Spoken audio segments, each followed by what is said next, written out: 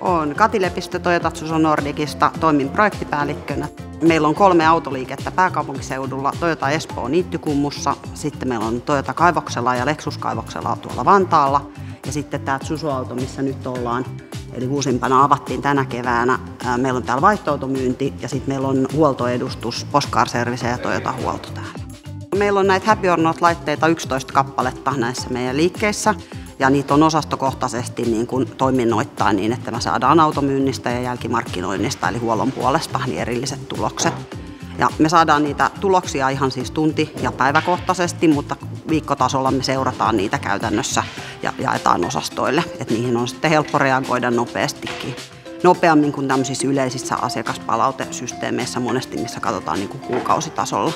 Meidän omistaja seuraa myös sitä, eli ne tiedot menee myös sinne Japaniin asti ja sitten me jaetaan meidän asiakkaille tietoa myös nettisivuilla, muun muassa meidän vaihtoautotietojen yhteydessä tästä meidän asiakastyytyväisyydestä. Me ollaan tosi tyytyväisiä siihen, eli very happy sanoisin. Eli saadaan nopeasti asiakkailta reagointia ja palaute siihen, että mikä fiilis niillä on ollut, kun ne on käynyt meidän toiminnoissa.